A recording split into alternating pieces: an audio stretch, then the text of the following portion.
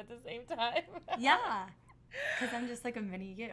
Like, You guys, this is like no joke. Like I look like this like a couple years ago. It's super funny. Same haircut and clothes. so it's been tripping Lizzie out all week. Every time I walk by, it's like a flashback of Lizzie. I like decided to give her all these clothes. I've decided I'm not ever gonna like fit into again. So I was like, here you go. They deserve a new home. Yeah. So anyway, well, we're excited to be back. Yes, it was a wonderful vacation. In case you guys were wondering where the heck I was at for the last 2 weeks, my family and I go and visit Kiowa, which is in South Carolina, not Hawaii. Fun fact, and it's a really random story how we ended up there. Sorry, this is personal before we jump into mortgage questions. But so if you guys have never done this, my husband and I have a random places list. And every year we like one of us gets to choose from like our list or the other person's list. And so we've been to like really cool places, but Kiowa ended up being our family's favorite place. But like we've been to Iceland, we're going to go to Turkey, Norway's on there. And so it's like so fun to see random places of the world that maybe aren't as popular and also are cheaper because like no one really visits them. Yeah. So which is more fun anyway because there's not a ton of tourists, so you can like it's like a hidden gem. Yeah. Per se. Anyway, just a fun fact. For those of you who are curious about what's going on in the market, it's going to be a very bumpy next 2 weeks. So essentially, we got the latest inflation numbers. This week was the Consumer Price Index, and basically it just says, how high consumer goods are. So just to kind of educate you guys, and I don't want you guys to like deep dive on this because it's not super important to know everything on it, but healthy inflation, you want to see inflation in an economy, you want to know that it's growing at a pace because if like a business isn't growing, an economy isn't growing, that typically means that it's slowing down and it's getting worse. So generally speaking, they want to see it somewhere between 2%. And, when it creeps up over that, people get concerned. We've had a lot of bottlenecks with supply chain and manufacturing and people returning to work. And so like you've noticed like the auto industry is bananas, hospitality is bananas now that people can travel. I mean, I have never seen the airport more busy than it was 4th of July weekend. Mm-hmm. And so we're now seeing surges in prices for things. And so that's why our government hasn't been super nervous about the rapidly increasing costs. And so that's what inflation is. So it's the rising cost of goods. And so unfortunately, they were expecting numbers to be in the 4%, under 5s, and we're over 5%. So there's a lot of drama this week. Interest rates rose. Then we had a statement from, Fed Chairman Powell that basically just said, hey, we still anticipate this to be transitory and we aren't going to change any of our policies for buying mortgage-backed securities and buying assets until we see that inflation is persistent and meaningful. So they want it to go for a longer time and be more dramatic, I guess. So it was a good day for interest rates today, but we have unemployment numbers coming out, and honestly, it is like literally like whiplash. So hopefully you guys locked in your loans on Monday. Or if you're happy with the terms and you're in the process of refinancing or purchasing, try to lock in, okay? No point, I think, in trying to time the market because we're not psychics. 100%. But so that's the update on interest rates. Yep. Guys, I'd love to hear. So I see we already have some questions from Steven. We're going to get to those, yes. Absolutely. But let me know where you're watching from and what stage you're at in the process, right? It just always helps us guide where the conversation goes. Mm-hmm. All right, so let's start with Steven's questions, then we can talk about the ones that were emailed. Perfect. So Steven asks, question 1, as it is a little trickier now for people to buy a second home as an investment, how is the market for foreign nationals, for foreigners to buy an investment or a vacation home? So, and then I think your follow-up question was if there were legal residents from other countries, how do they purchase here? So just in general, I mean, so a foreign national loan is tricky.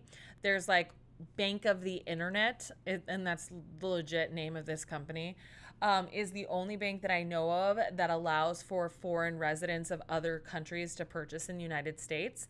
And they typically have to follow many of the same guidelines that we do here. So they have to verify 2 years of employment history. valid tax documents for their country. They all have to be legally translated, by a service that we recognize in English. They have to provide assets. We have to get credit documentation from their countries. And so it is challenging. And I haven't done a foreign national loan in many years. In fact, the last one I did was from a couple from Guernsey, which is like the Delaware of Britain. And then, also weird fun fact. But I do know that Canadians have different leeway, right? Because their financial system is very similar to ours. Mm-hmm. And there are lots of banks that are international with Canada. So like Harris Bank, I think it's like Bank of Washington. And so it's a lot easier for Canadians to get financing here. I hope that answers your question. I don't know a ton about it because it's not the type of financing I specialize in. Mm-hmm. And I feel like here in Arizona, we see more Canadians than anything because they come down as snowbirds when it's super cold up in Canada. Yeah, so we get a lot of North Americans because I would also say that we get a lot of Mexicans too that purchase here. Yes, you are very right. 100%. Hello, Larry from Los Angeles. Hello, Danielle. Love seeing you on here. Girl! Oh my God, sorry it's 6 o'clock. I know. And also, I'm sorry that the Suns are playing at the same time. I know that we're not going to compete against the Suns. But we are pretty cool. We are so cool and so much cooler now that you're back. And we're grateful that you guys are watching right now. So, all right. And then we have Anayeli. Watching from Los Angeles, California. Yay. Still preparing to buy, just saving up and working on her credit. Love it. Awesome. Did you check out our credit video from 2 weeks ago? Great one to watch. Andy, hello from Frisco, Texas. It may be late with the question, but lumber prices have been falling since the past month. Mm-hmm. Will that impact home prices, or is there just too much demand to be affected? I mean, it's really hard to say. So there hasn't been a ton of news on this other than that, hey, it should get easier for home builders. But I have noticed that there's more and more headlines about new builders canceling contracts, stealing people's earnest monies, trying to get out of contracts. I mean, it is a little bit nuts. And so I don't know if that necessarily has to do with the price of lumber or the fact that they can now sell the homes for a lot more. Mm-hmm. I do think that hopefully construction prices, new build home costs will come down, but I think that that's going to be a lagging measure, and it's something that I'll continue to report on as that information comes available. Mm-hmm. Stephanie, hello from Orange County. Hey, girl. She said, lots of Californians today. I know, right? I need the proceeds from our current townhome for the earnest money and down payment for our next house. Is there any other option than doing rent back situation? Well, first and foremost, you're going to have earnest money prior to the sale of your house. If you're planning on, well, I guess if you're selling first and then doing it. But typically, you always need earnest money before the sale if you're going to do a contingency. If you have to sell your house to absolutely qualify, there really isn't going to be a whole lot of flexibility unless you can get a gift from a family member or because you're not allowed to borrow funds, from anywhere. So that's prohibited when you're getting a home loan. Maybe think about borrowing from a 401k, retirement accounts, margin any asset accounts like stocks, right? So anything that's temporary, short term that maybe you can borrow against because you can borrow against your own assets and then repay it back. But if not, if you have to sell, a lease back's probably going to be your. Mm-hmm.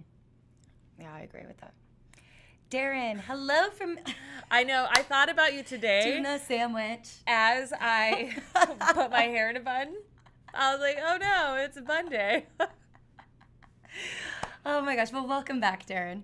I closed and moved in already. I just like tuning in because we have an office poll on whether Lizy will wear her hair in a bun. Okay, so just so this you guys is so know, great. I love it. This is how my hair rhythm goes, right? I wash my hair. I wear it down for like 2 days. So if that's a video, my hair down. And then I wear it up for the next 3 days in a variety of bun styles until I wash my hair again. You know what's really funny, guys, is that's actually true. Like, it's actually true. I could predict every day what her hair is going to look like. Yep. So that's why. There's that. Only two styles. Oh my gosh. All right. Casey from California. I actually really love this. I wonder if it's because we moved our time to 6 p.m. Oh, from the California. Yeah. Who knows? Finding as much information I can to buy a new home for the first time. Buying in the high desert. Awesome. So the best thing that you can do, truthfully, is watch as many YouTube videos as possible and get a bunch of different perspectives from real estate and lending professionals, right? Everyone's going to be fairly similar in terms of the process, but everyone has different expertise and different strategies for how to be successful in this market.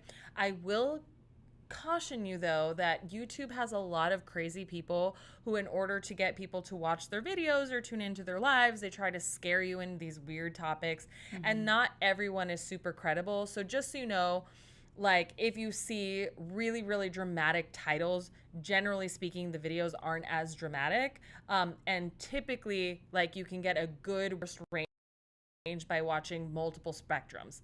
Now, the algorithm does follow like what you search though. So if you're like, when is the market crashing, it will send you lots of crashing videos. So you will have to like explore both ends of the spectrum to really get a good idea of the market process. Absolutely. Yes. That's what I do whenever I'm trying to like research and not try to like formulate my own opinion. Stay neutral. Yes. All right. Kevin asks, I'm in need of a credit coach. Is this something your company does? My credit could use some straightening out before I start the home buying process. So I do have team members that specialize in credit action plans. So a credit action plan is not a credit coach. We don't do credit disputes, but we can do what's called a credit simulator. Most mortgage companies can. They do like what if simulations with their credit companies, and we can advise accordingly, but like it's not a guarantee because again, we don't work. Now, if you're somebody who needs credit advice, I mean, here's the basic stuff, right? So you need at least 3 trade lines in a variety of things like installments, and probably 2 revolving, which is like a credit card or a line of credit that you can borrow and pay off. Right, but you are going to want at least 3 credit lines for 24 months to have the most robust credit history and the most diversity with lines of credit. You want to be on time with all the payments, and you don't want to max out the limits more than 30%. So that's my general rule of thumb credit advice. If you've not behaved well with credit, which is like most of us because we don't all live to like qualify for a home loan. For real. You won't want to do things like disputes because those things have to be removed, and they often like you'll get something removed off your credit just to have it reappear, which is literally something I'm dealing right now with a client on. And so they're just tricky. And so you really just want to make sure that if you have had a late payment, getting a year out, 6 months, the longer it is, like 6 months typically is like the golden number for after your late payment to try to qualify for a house if you didn't qualify. But typically like a year to 2 years, it lessens the impact of it. So length of time is going to be your friend, and then establishing new credit if you've messed up your credit. Yeah. And I would also say too that if you're paying down credit cards, and you don't want to close them out, you just want to leave them at 0, make sure that you check that every single month, because some credit cards do have an annual fee. So if it's not closed, you're still going to get charged that annual fee. So just be aware of that too. So Sammy's office is like right next to mine, and she's literally heard me have this conversation like 50 million times, which is why you just gave that advice, which is it's really funny to hear the things that you hear from me. But you know what's crazy is I just feel like not the everyday person would know that. Or even just to think to like look and just be like, oh yeah, I forgot about that annual fee. I don't know. Like, well, okay. So another thing, guys, you should try to have everything set up on a bill pay and or on an auto withdrawal, right? And it's for these reasons. Okay. All right. Darren, Javier, Lizzie, Kyle are the best YouTube sources on YouTube, hands down. Yay. I don't love, well, I guess I was number 2 in that ranking. Well, to me, you're number one. Okay. So, all right, Steven, do you guys mind revisiting question number 2? Sorry about that. I think it got mixed up. So it says there are some type of lending products for legal residents or citizens interested in buying a property in a different country. Okay, so I don't know of that. So like if you're trying to purchase a property in another country, you are going to have to visit their banking system. Like I'm familiar with borrowing in Mexico because it is something that I have looked at myself personally, and there are a lot of banks that do loan to US citizens. But again, you have to go with an established bank there. Typically, if you're wanting to buy real estate, you'll want to get somebody who deals with foreign nationals, right? Which is the term that they call foreigners who want to purchase. So foreign nationals, and they can direct you to the best banking resources and the best loan officers who deal with that scenario. Perfect. What country are you thinking of buying in out of curiosity? Because one thing that I didn't know about Mexico is that it's like a lease that you own. You never own the land. You only own the property. Mm-hmm. So it's a lot different than a United States mortgage. Mm-hmm. And that was like a big thing a few years ago. Okay. Tori asks, hey, Lizzie, is there a difference between a pre-approval and getting pre-qualified? Ooh, yes. Okay, Casey, this is going to be something you should know. Mm-hmm. So a pre-qualification, guys, is literally just a phone conversation with a loan officer, and they say, you know what, it looks good to go. This is when you apply online and you get those automated letters back. That's a pre-qualification. A pre-approval means that somebody who has really either a lot of mortgage experience, reviews all of your financials, runs it through the automated system, and structures your home loan, right, and says you are good to go. Right? Not every loan officer is created equal, guys, and you might get a pre-approval. You might have sent in all your financial documents, but if it didn't go to somebody credible enough to make that underwriting decision, like a very seasoned loan officer or an underwriter, it's not really a pre-approval. Yeah. Like 100%. We literally talked to agents today who... Guys, this is nuts. So this client was under contract, and 3 days before close of escrow, they were told that the client no longer qualified because they were not 3 years out from a bankruptcy on an FHA loan. Well, the scenario got brought up in front of me, and I'm like, well, that's bullshit, just so you know, because it's only 2 years after a bankruptcy, and I can tell that that's just like a total lie being used for the denial. And I'm like, you're going to have to push on that further. Turns out, nothing was ever done on the home loan for like 20 days. The person never qualified. They didn't have enough assets. It was like this horrible thing. And these clients are out of their appraisal money, the inspection money. I mean, they're out so much, and they're earnest, right? Because they didn't qualify in the first place, but they thought they had checked off all the boxes, right? And turned in all their financial paperwork and had no idea. So, not to scare you, but also be aware. Yeah. And so when you are looking for a lender, ask them what their process is. What does it look like right when you take the application all the way until you close? You want somebody who is going to communicate with you throughout the entire process, answer all of your questions, the whole 9 yards. You want Ritz-Carlton, as Lizzie says. Okay. Oh, Steven, I got a few American citizens that live in Colombia, South America, that asked me if they could borrow from U.S. to buy in Colombia. No, so it'd have to be a Colombian bank for that. Unless they like the only creative ways to do that is if you had like U.S. investments or a U.S. bank account, and then you borrowed against the assets to then fund the purchase.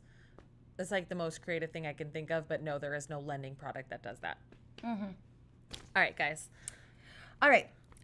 Jocelyn asks, hi, Lizzie. I'm happy I came across your video. I need your help. I'm currently working with a mortgage lender that gave me options for par rate at 2.34% and FHA at 3.49. Which one is better?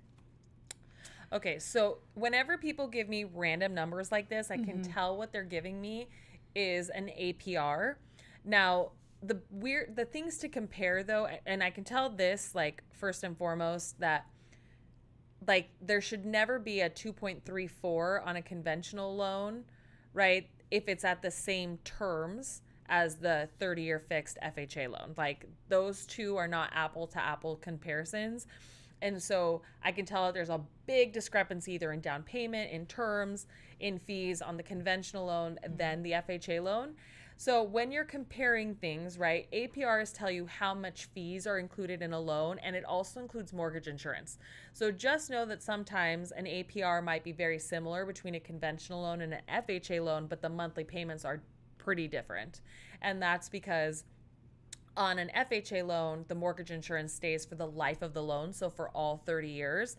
And on a conventional loan, they go away once you've had, you've paid down the property to 80%. So just know that that comparison is really hard to even give advice on, because I can tell for sure they're not comparable products. So a comparable product would be FHA 3.5% to a conventional loan at 3% down, right, for 30-year fixed. Those are two scenarios where I can be like, it sounds like this one's the best way to go. Like, this is too hard. And also, you want to compare like APRs to other lenders that have similar products too. Like, it's just, that's not the way to shop. I hope that made sense for you guys. Absolutely.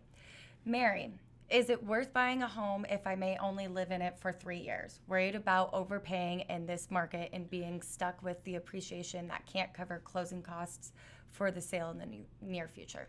Why would you only own the house for 3 years, right? So for me, I think that real estate is a long-term investment. So, the average homeowner right now owns their home for 13 years, but generally speaking, I think that it makes sense, to purchase. In this market, people are expecting double-digit appreciation. In normal markets, anywhere between 3 and 5%, and you would have to live somewhere. Now, your concerns are, is the market going to correct so that I'm underwater? I don't think that's going to happen in the next 3 years, truthfully, but I also would want to know why only 3 years. Okay, Darren, I heard if you double or triple your first payment that it can have a significant effect on future payments. Yes, this is a mortgage hack, guys, and I have been meaning to do a video on this and just haven't had enough time to do like a bunch of amortization schedules.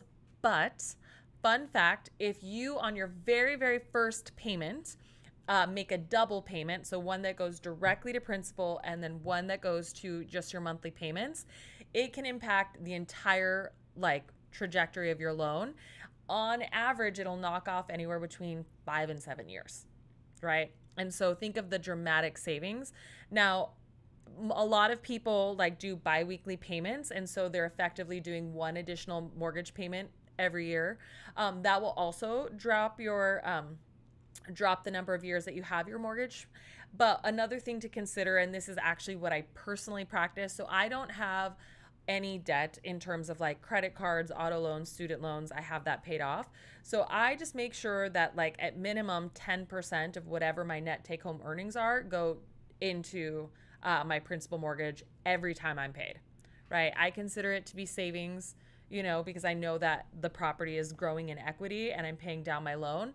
And I looked at it just recently and I'm like, oh my goodness, I will have the mortgage paid off in 12 years, and it was a 30-year fixed mortgage. So I love that. And then the 20% you put just towards investments? Yes. So I do, 20% towards investments. I love that. That's awesome. All right, Stephen, for self-employed individuals, is it true that they can use only last year tax returns to qualify if they have been filing as self-employed for at least 5 years? No. So the only way that would happen is if last year's income was significantly lower than the previous years. And one other thing, guys, if your year-to-date profit and loss is lower than those years, they'll actually make you use that. So in COVID times, right, and these are actually called COVID guidelines, there's been a lot of instability with self-employment, with people that are on commission, people with variable hours, and so they have the most conservative guidelines on right now. But generally speaking, it normally benefits people to qualify off the last year, and you can only do that if you've been in business for 5 years. So I hope that answered your question. All right, Sam. I would like to buy a home in a year. I'm paying off my debt now. When should I talk to you about a home purchase? Are there any steps you would give me that would be useful now? I couldn't hear that question because I was thinking about Steven. Steven, I think I Steven. misunderstood your question. I think you were asking me, could you use 1 year tax return only, right, if you had 5 years of employment? The answer is yes. Okay, so the answer is yes. You have to get that in an automated finding, and your year-to-date profit and loss has to support it. So I think I re-answered your question better. Will you let me know if I got it this time? Okay, now re-ask that because I was like, no, you have that up. Oh my gosh. Okay, wait. Well, I lost my paper. Oh, okay. Sam, I would like to buy a home in a year. I am paying off my debt now. When should I talk to you about a home purchase? And are there any steps you would give me that would be useful for me now? Yes. So I absolutely think that if you guys can apply like a year, maybe a year and a half before you're ready to purchase, I think it makes sense. One, we can put you on a credit plan. Most people that I speak to have to be on some budget plan for a limited time to save up enough money to prepare themselves for home ownership. So we're talking reserves, closing costs, down payment, earnest money, inspection money. And so you need to know what that is up front. I hate when clients are like, I've got to move in 30 days. This happens literally all the time. My lease is up. I've only got 3 weeks to move, and they don't have enough money saved and they were underprepared. And that's just such a hard conversation. So just know the sooner you can do it, the better. And you might have perfect credit and be totally fine, right? And you'll just find out, hey, it's easy for me to pre-qualify, and that's your worst case scenario. Hey, Rajani. Hello. All right. Steven said awesome. Thank you. Okay, good. Okay. How can they waive the appraisal if the bank requires one? Okay, so this is a question I get asked all the time. So you still have to get an appraisal. When you do an appraisal waiver, it doesn't mean that you aren't getting an appraisal. It just means that you have decided that you're going to purchase the property regardless of what it appraises at. So sometimes these come in under your purchase price. Now, some people limit the amount that they are willing to pay, and so they still have an out there. But that's what an appraisal waiver is in many of the videos that you're watching. Now, there is actually something that you can get if you get like the right automated approval, which is called a property inspection waiver. And you only find out when you're under contract. It's specific for the property, the client, the scenario. But under the right circumstances, you actually don't necessarily need an appraisal for financing. So I hope that answered both spectrums of that question. Yeah, absolutely. All right. How are interest rates lately? Well, I started with that. But I I'm know. just I gonna guess go ahead Steven and because everybody missed it. No worries. So guys, big thing is inflation, right? So we had a lot of mixed messages with inflation. So here's what I'm going to tell you. Write this down if you're paying attention to rates and you're wondering when to lock in. When you hear that inflation is out of control, rapidly increasing, unsustainable, interest rates are going to go up. Okay? When you hear that it's, lower than expected, it's correcting, it's transitory or temporary, right? That's typically good news. Interest rates should go down, right? This is how it affects. So just so you guys know, inflation is the cost of goods, the rapidly increasing cost of goods, okay? Now, we want an economy that grows, right? So we always want to see some inflation. It tells us that we're growing and we're healthy, right? That number is typically around 2%.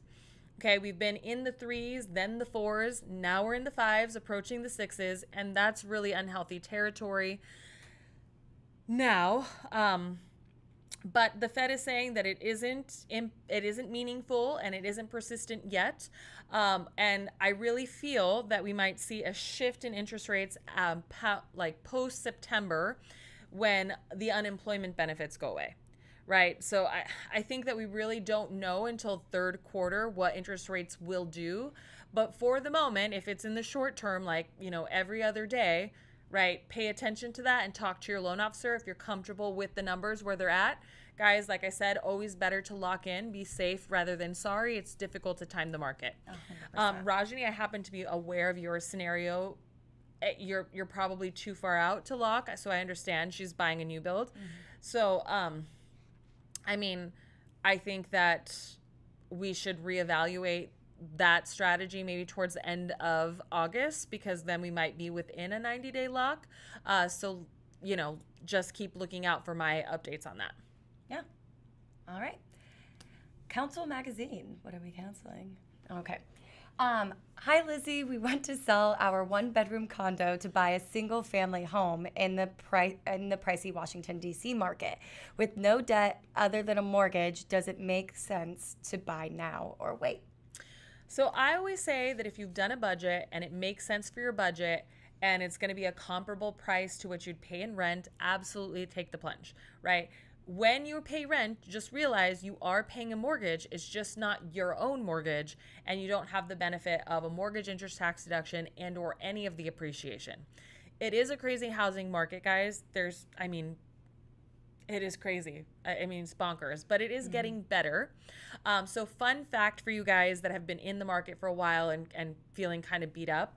So in April at the peak, there was 74% of all homes that were being bid on were in a bidding war. Okay. Now, come May, that dropped into the 60s. June, it's now in the 50s. July, we're seeing a decline. Now, some of that is seasonal because it's summer and people go on vacations and they prepare for school.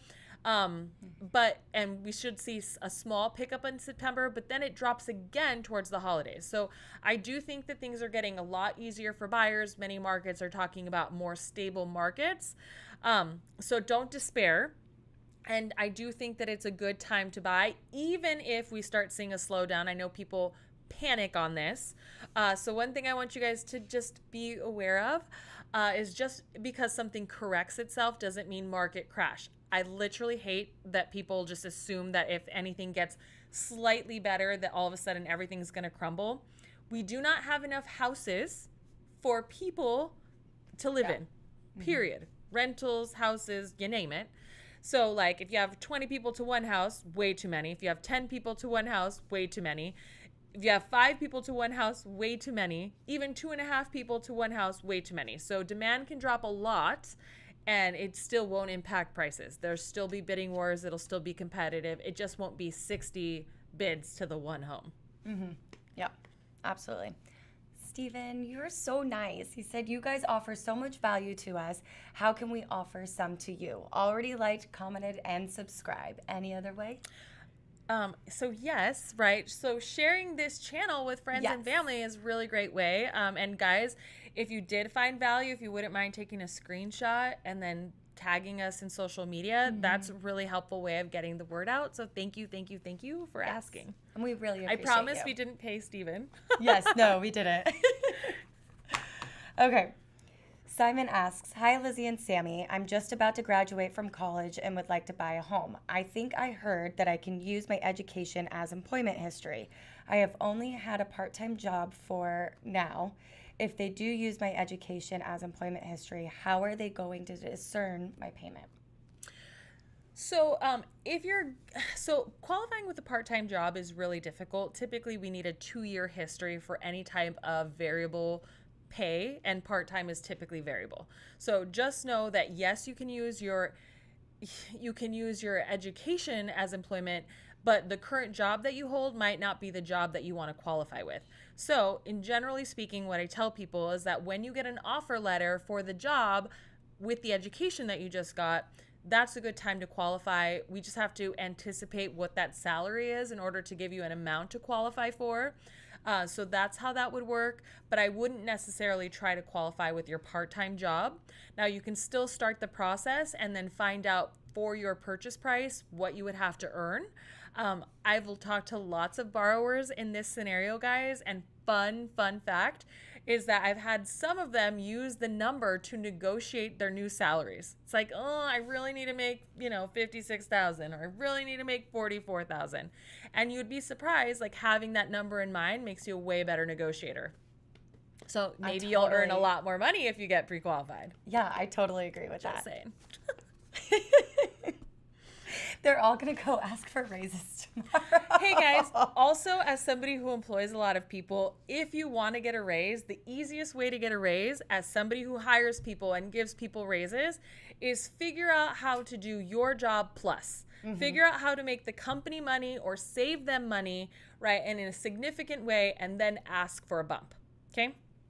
Be an asset, not a liability. 100%. All right, Elijah asks, hey, Lizzie and Sammy, I'm recently divorced and would like to buy my daughter and I a home. I didn't really understand the process until I saw your videos.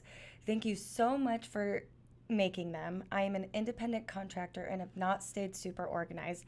If my income appears low, is there a way I can backtrack my earning proof to become qualified for more? Ooh, what a loaded question. So a couple things there, right? So for divorces, guys, if you are planning on qualifying while going through a divorce, it's really tricky. If you need to qualify for any kind of government financing like VA, FHA, just know if you're not fully divorced, your ex-spouse still has to allow us to pull their credit and they have to be willing to sign a disclaimer deed. Not all divorces are friendly, so if you don't have a friendly divorce, wait till afterwards. And then also when you're negotiating your divorce, be cognizant that any spousal maintenance and any child support will be included in your debt to income ratio. So that can be beneficial to you if you're receiving it, but also negative towards your debt to income ratio if you're the one paying it. And so just an FYI, because I see lots of divorces negotiated poorly, and then one party is prevented from purchasing real estate. Okay. Now, having said that, he has a different problem. He's an independent contractor, and it sounds like he isn't reporting maybe all of his finances. Now, one thing you can do is you can go back and amend your taxes. That will require you to have to pay more taxes to the IRS and can subject you to like an audit. Lenders do not like to see audited, tax return statements. Some of them won't even accept it. So I don't know if that's a super great strategy, but it is one that you might consider. And then two, for future filings, you just want to make sure that you're filing enough income to qualify. So definitely start keeping a profit and loss. There's many profit and loss templates online that you can do. QuickBooks is another great resource. And if you've been in business and that we can verify for 5 years plus, again, with good enough credit and assets, we might only need the 1-year tax return to qualify you. So, this will need some planning, so best to start talking to a loan officer ASAP. Yep, 100%. Okay, Amy asks, hi Lizzie, I'm terrified that I'm going to be priced out of the market. I'm hearing that regular people like me are never going to be able to afford a home in the future. I know I want to stay here, but I do not have a husband or kids or anything yet. So making this a long-term investment feels off. Help me, please. You guys, the dumbest thing I ever did in life was buy a property at 23 over my budget with a roommate, thinking that I was going to just be priced out of the market. Markets ebb and flow. And not everyone, guys, seriously needs to be a homeowner. If you are living paycheck to paycheck, there's other things you can do to get ahead. And you really need to start thinking about reducing your budget and figuring out ways to make more money or bring in more cash flow, right? So when I was in that position, guys, that looked like a second job. It looked like, you guys, I bartered, I would sell resources. I sold furniture, my clothes. I am creative. When you need to make more money, you need to make more money, right? So it doesn't sound like she's in a position to be a homeowner, and we don't want to, you don't want to fuck up your life to buy a house, right? Sorry for that vulgarity, but it is after 6 and I'm tired. All right. Darren. But 100%. Darren, super chat. Woo, thank you, Darren. Darren. If I start a Russian BOT company, can I use the income to qualify for an investment property? Just kidding. Here's a donation for your great charity. His Russian bot. Oh, Russian bot? Okay, so if you report the income in the United States for 2 years, which you can do, guys. It's like foreign income. You don't pay taxes on it here because you pay taxes on it maybe in Russia. You actually can use that income. So thank you for the money for the charity. And if you have a Russian bot business, there you go. I actually have a client right now who qualifies using Canadian landscaping income. So, and I'm using this exact thing to qualify them. So, oh, interesting. All right, Edna. My dad wants me to co-sign his loan in California in an effort to make sure I get rights to the home should he pass away. he is engaged, and I think it's his way to avoid a prenup. So, My dad wants me to. So here's how that would go. Yes, he wants you to co-sign. You would need to take title with rights of survivorship. Okay. This is something, and I've wanted to do a video on this, and no one seems to be interested. But title is super, super, super, super, super, super important. Okay. If you do not take title in the right way, you subject yourself to things like probate. So I had a situation where a husband and wife owned a house for 20 years. They took title as husband and wife. Okay, the husband passed away. The wife needed to refinance, wanted to pay off debt, and we could not do it because it was not with rights of survivorship, and technically all of their children had a right to the home equity. And if you don't have the best family relations, it could be really awkward to try to negotiate every single family member to sign an agreement saying that she has all the equity. So you do want to be prepared with this, especially if you're buying with somebody who isn't a relative, isn't a spouse. I mean, it's a big deal. So yes, he's probably trying to get out of a prenup, but in general, like if they paid that property with community funds, it's still subjected to that. So best thing for him to do is to put the property in a trust prior to getting married and have that designated to you specifically. absolutely. Also, I'm not an attorney, so double check that. Full disclosure. All right, Danielle, haha, late night show, loan officer edition. I know. Guys, I swear to God, I like just use up all of my like bubbly. I'm like way happy, bubbly, all of the things. So sometimes like my filter is gone at this hour. Okay. Oh, and hello, Edna. She loves our team. Oh, yay. Okay. All right. I've finally been pre-approved and still hard to find anything. I actually like in the 500K, 700K range. Do you think more inventory will come before my pre-approval expires? I do. I think more inventory is coming on the market in every single market. It's like there's national reports coming about it. So yes, absolutely. So hang in there. Yeah. Oh, good. No filter needed. Oh, I love it. Oh Yay. my gosh. All right. I'm glad that nobody has gave you crap for it yet. Well, this was like a couple of weeks ago. Someone's like, Lizzie's so gangsta. And I'm like, what? Like, that is like not a thing I would use in the same sentence. But I was like, I guess I did drop a bunch of F-bombs. And then she gets in her car after this and starts rapping. No. I'm kidding. Okay. Tessa, my husband and I owe the IRS money from a previous business. We are on a payment plan with them. Will this prevent us from buying a home? First of all, I'll answer that. But Rajani, thank you, girlfriend. Thank you so I much. appreciate the super chat. Mm-hmm. You are so awesome. So guys, if you live in the state of Arizona, this is going to especially apply to you. But any judgments, any tax liens, anything that are under your name will get attached to your real estate property. If you want to sell your property or refinance or cash out, all of those things have to be paid, and it sucks. In Arizona, they've just applied something that exempts these debts from your homestead protection, which stinks. So just be aware that if you have a collection or an unpaid credit card, it's better to legitimately go on a payment plan than have them attach this to your real estate property, right? Mm-hmm. IRS debt is one where you can easily get on a payment plan, and they put the payment information online. So anything under $50,000, I think you have a 7-year repayment plan. Anything over that, you have a 10-year repayment plan. But you can also just speak to an advisor and negotiate a payment plan that makes sense for your budget.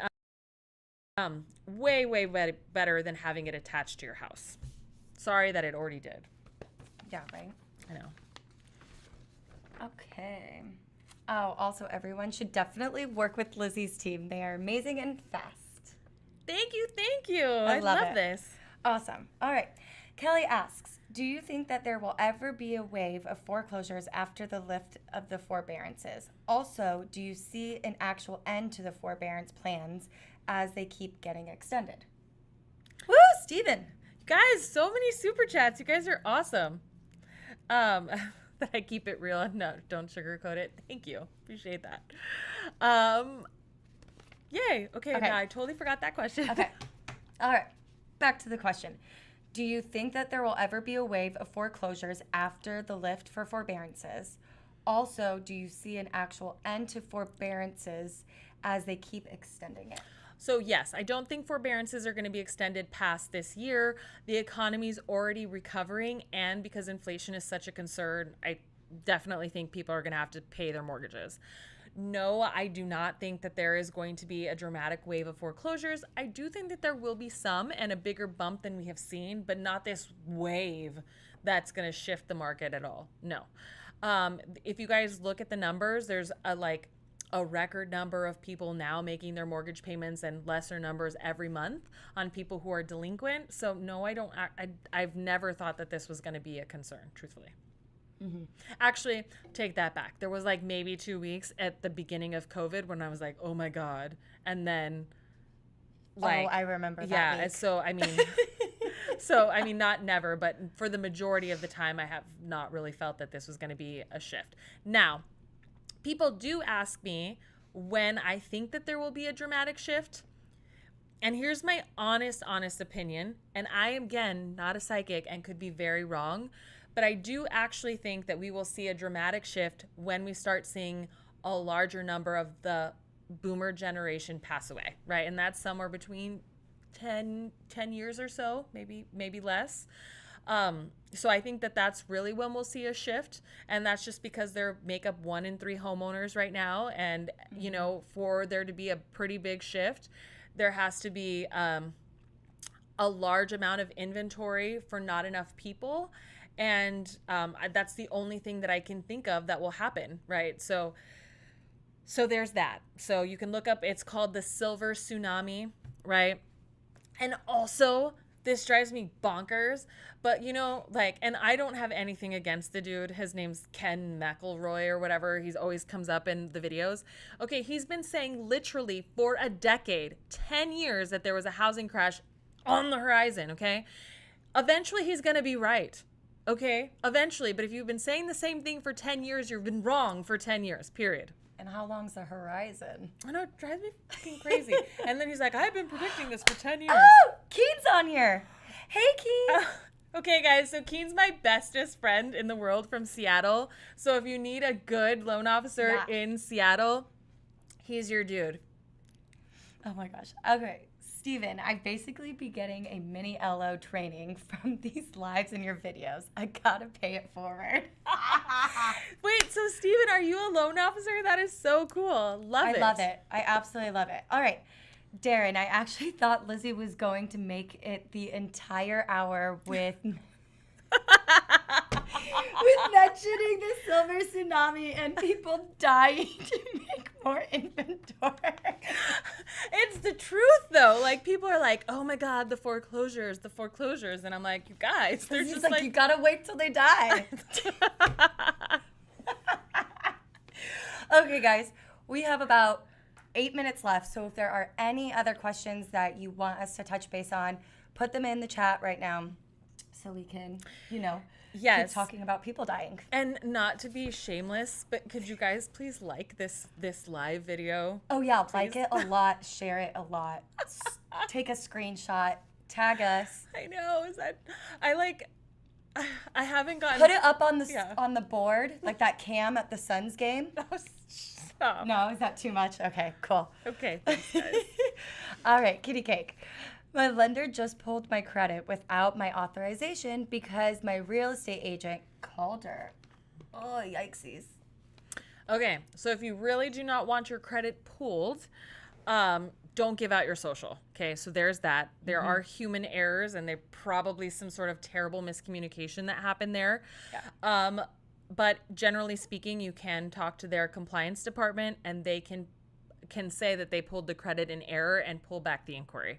I'm really sorry that that's happened to you. That really sucks. But also know that they're a human being who thought you were interested and then got pressure from a real estate agent, probably thinking you wanted to make an offer. So just hopefully an explanation there. So sorry. Mm-hmm. Absolutely. All right. Steven's a newbie to the LO world. Do you have any good advice for him? Steven, follow the core training. Yes. Seriously, follow the core training. I'm pumped that you watch these videos too. Yeah. Oh, she already had it from previous couple months ago. Well, your pre-approval was probably expired. Honestly, there's not a lot to say about that. She should have called you. It's totally wrong. I'm super sorry. Yeah. But I will say that she probably thought that that was your intention and wouldn't have done it if she knew you were so against it. Let's hope. Okay? Knocking on wood for you. Did it hurt your credit score? Do you want to read what Keen said? I'm thinking you need a guest host from Seattle, maybe.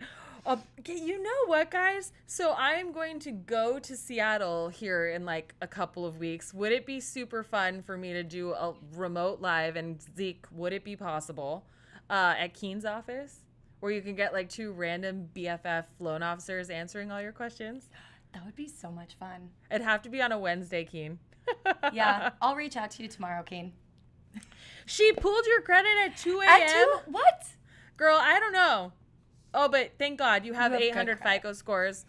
Don't pull your credit more than 5 more times and it should have 0 impact. So sorry that happened. Yeah, gosh, that's so awful. Damn. Okay. So yes from Danielle. Okay, Keen, we're going to have to make that happen. I love People it. need to know you. We're like the dorkiest mortgage people that ever It's going to existed. be a really fun one.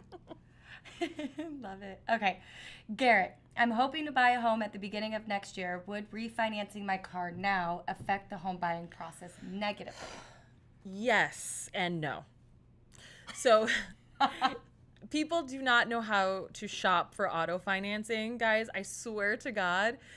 It's like they literally they talk to one person and then shop out their auto loans everywhere. So here's my recommendation. Do not start your search online. It's the same thing with a mortgage. You're just going to get hammered by telemarketers.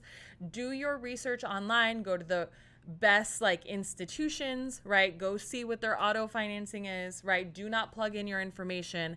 And then once you've shopped around who has the best advertised rates, speak to them hypothetically about what it would be with your credit score before you get your credit run. So with auto financing, we find a lot of times that your credit gets run 20 times, especially if you have marginal credit, because they try to shop it out a bunch of different places. A credit union will pull your credit once. So just be really careful and make sure that the terms make sense for your overall qualification on a home. So sometimes people shorten a term to get a better interest rate, ups their DTIs. So it can be better if you're getting a lower rate and a lower payment and you're not getting your credit run a bajillion times, and it could also be worse. So I don't know if that helped. Okay, Darren, can you get paroled to go to Seattle, Lizzie? Looks like Sheriff Joe prison blouse you have on.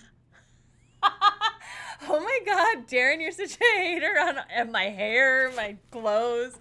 I like this blouse. It's made well. I feel like it's kind of popular. But yes, I can get paroled to go to Seattle. Darren, you'd be my friend in real life, just so you know. For real. Okay, Kitty Cake. Looking at standalone townhomes with HOA, how do you feel about these as first big buys? I bought my first home as a townhome. I like a townhome a lot better than a condo. Condos are difficult to finance in general because you have to get a condo questionnaire, and it's just one more layer of potential risk for your home loan. And so I like a townhome. Now, benefits of a townhome is you have an HOA that takes care of your maintenance of the exterior of your property and your landscaping. Cons is that the HOA fee is going to limit your purchase price. But overall, I don't know. I think it's a good idea. And if it's your first purchase and you have great credit, I think it should be great. Yep. Absolutely. Darren's just having fun with us. No, I know. Trust me. I love the shit talking. It's funny. I know. Okay, so we have 2 minutes left. Enough time for one more question? Sure. All right. Guys, this is the highlight of my day. It I swear to really God, makes it so much Wednesdays are better. literally the worst day of the lending week. And I'm like, okay, I'm going to come. And then I'm like, I'm so happy. I love these people. It's such a great mood when we leave. Okay, last question of the night. John asks, are all home builders created equal? How do I go about finding out who is the best at what they do? So read customer reviews, guys. Yeah. So, no, not every home builder is made equal. And to be honest, the home builder does actually impact your appraisal value. So not everyone uses the highest quality materials. So there's a difference between a Toll Brothers home and a KB home. Okay. So you just want to pay attention. Now, I don't know if I think real estate agents can give you that information, but it is something that you will see in the customer reviews. You'll see or hear about home repairs, or they didn't fix this, or this broke, and you'll read it and you can see common themes, and you can also see how the builder responds. So it is definitely something to do your research on, for sure. Absolutely. Too funny. All right, so real quick, guys, before we go, next week is going to be a big week for our live. Oh, yes. It's going to be amazing. You guys seriously cannot miss it. Tell all of your friends and family to join as well. Yes. So, okay, guys, just so you guys know, I am bringing in Jay Josephs. So if you are in Arizona, you know that he is literally the best appraiser in the entire valley. He used to own Jay Josephs Appraisal. He's now a part of Apex Appraisals, which is a national appraisal company. He is the most expert person I know on talking through property value, appraisals, what he thinks of the market. It's going to be an awesome conversation between somebody who's has to physically see properties all the time, talks, negotiates with agents and all the yada yada. So it's going to be so good for you guys to understand from an appraiser's perspective what he thinks is happening with the market, what he thinks is happening with, overall square footage, what you can do to your properties to improve your home value, you name it. So bring your questions, send them in throughout the week, and guys, tune in. Yeah. All right, well, that's a wrap. So Lizy will see you guys next week. I won't be on, but I promise I'll be on all the other ones afterwards. So, yes. With that being said, enjoy the rest of your night. Yes, guys. Have a successful week. Appreciate you guys.